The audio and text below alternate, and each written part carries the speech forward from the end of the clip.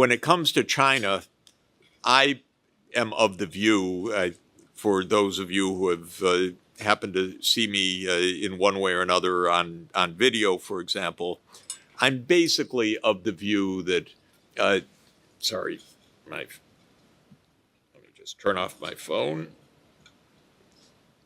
I'm basically of the view that China's big mistake vis-a-vis the United States was to be too successful.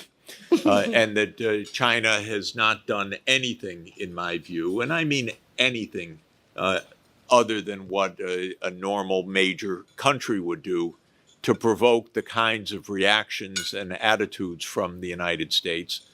That what happened in the U.S.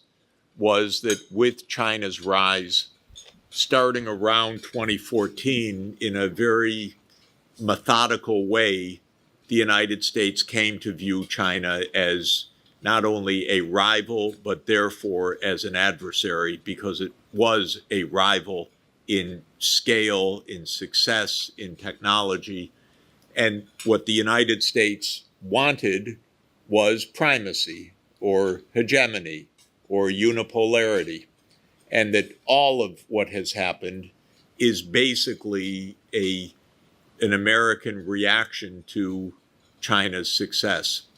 If you want to see that very well documented, I'm sure many of you know the paper, but there's a very, very clear, vivid explanation of American foreign policy in a paper in 2015 for the Council on Foreign Relations by Robert Blackwell and Ashley Tellis, called something like a grand strategy towards China, or a revised grand strategy towards China. And it spells out in completely vivid terms what has ensued for the past decade. Because what Blackwell, who was my colleague at Harvard for many years and a friend and a very smart person, but I disagree with him on the most basic point. What he writes in that 2015 paper is that America's grand strategy is primacy, and China's rise is therefore no longer in America's interest. This is an astounding idea. It's basically the idea that success elsewhere is disadvantageous for the United States. If you take that view, you are bound to live in a world of nonstop conflict. If the advances of other places are to your detriment simply because they are advances, you are condemned to view the world in conflictual terms. But Blackwell says in the first sentences of this essay, America's grand strategy has always been to be number one, and therefore China's rise is not in America's interest. And what he and his co-authors spell out is a list of 8 or 10 specific steps. We should make trade arrangements that exclude China. This is extraordinary. This is what President Obama tried to do with TPP. We will have a trade arrangement in Asia without China. Duh. Sorry. Look at a map. Look at some data. This is not a good idea.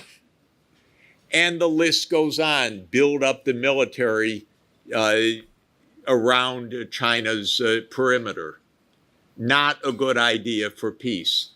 Put on barriers to export of technology. I'm talking about 2015. This already started 10 years ago.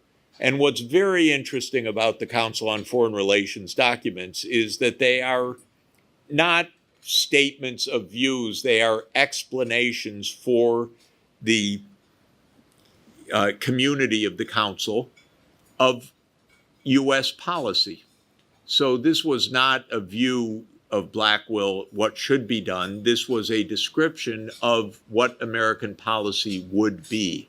And it's been carried out pretty much systematically since then. So if you point these things out, you're viewed as a little bit impolite in Washington. So my lack of welcome to Washington goes back many years. But I can tell you the feeling is reciprocated. I don't even want to go to Washington, so I don't, except on very rare occasions, because there's nothing to do there. It's not constructive. You're not going to find answers. There's no one really to talk to. When it comes to trade, I don't have to say more than Trump is uniting the world because there is not a single place in the world that is satisfied with this new tariff regime, including inside the United States. It has succeeded in stopping the stock market rally and reversing it. It has succeeded in lowering automobile company share prices yesterday. I didn't check today, but down 5% yesterday when the automotive tariffs were issued. It's a completely ignorant economic policy as far as I'm concerned. We can talk about it, but I see no merit whatsoever on any count to the protectionism that Trump is trying to bring about. So there, the whole world is unhappy about it. And then when it comes to Asia, we'll discuss this, probably Trump and the administration probably want to avoid open conflict with China.